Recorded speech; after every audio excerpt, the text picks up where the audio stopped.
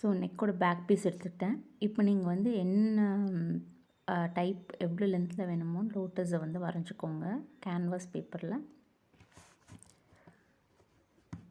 So output இப்படி தான் இருக்கும். நம்ம வந்து லோட்டஸை வந்து வரைஞ்சிக்கிட்டு ப்ளஸ் எக்ஸ்ட்ரா ஒரு 1/2 இன்ச் சைட்லேயும் வரைஞ்சிக்கோங்க. ஸோ ஒரு பீஸுமே வந்து தனித்தனியாக வரைஞ்சிக்கோங்க. வரைஞ்சிட்டு அதை நம்ம கட் பண்ணி எடுத்துக்கலாம்.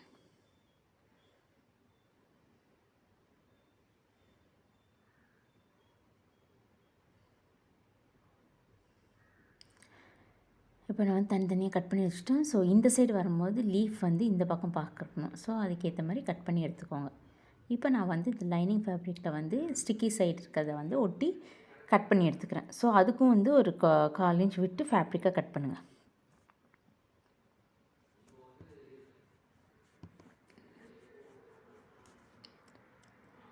இப்போ எல்லா ஃபேப்ரிக்கும் அது மாதிரி கட் பண்ணி எடுத்துகிட்டு கார்னர் தைச்சி எடுத்துக்கலாம். ஸோ கார்னர் வந்து கார்னரில் தைச்சி எடுத்துக்கோங்க.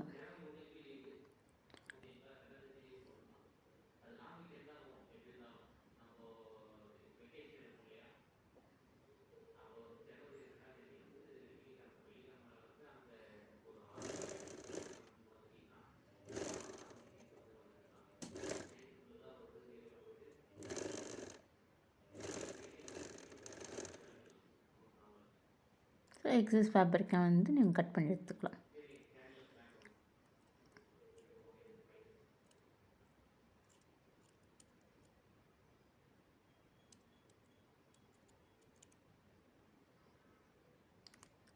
இப்போ இது வந்து 2ஆக ஃபோல்ட் பண்ணிக்கோங்க. ஃபேப்ரிக்கோட மிட் பாயிண்டில் இதை ப்ளேஸ் பண்ணணும்.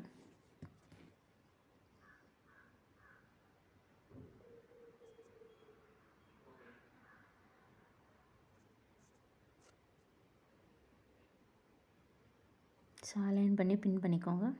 ஸோ மேலே ஒரு 2 இன்ச் விட்டுட்டு மார்க் பண்ணிக்கிறேன். அது கீழே இதை ப்ளேஸ் பண்ணி பின் பண்ணிக்கிறேன்.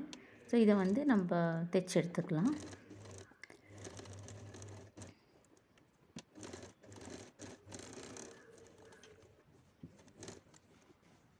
எடுத்துட்டு நடுவில் ஒரு கட் மாதிரி கொடுத்துட்டு அப்புறம் நீங்கள் எக்ஸ்ட்ரா வந்து ஒரு 1/4 இன்ச் விட்டு கட் பண்ணி எடுத்துக்கலாம்.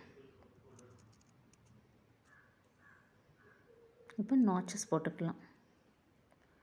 ஆல் ஓவர் நாச்சஸ் போட்டு இது திருப்பி அயன் பண்ணி எடுத்துக்கிட்டிங்கன்னா நீட்டாக இருக்கும். ஸோ இதே மாதிரி எல்லாத்தையும் இதே மாதிரி ஸ்டிச் பண்ணி நாட் போட்டு அதுக்கப்புறம் நாச் போட்டு அதுக்கப்புறம் திருப்பி அயன் பண்ணி எடுத்துக்கிட்டிங்கன்னா ஃபுல் லோட்டஸ் பேட்சும் வந்து ரெடி ஆகிடும்.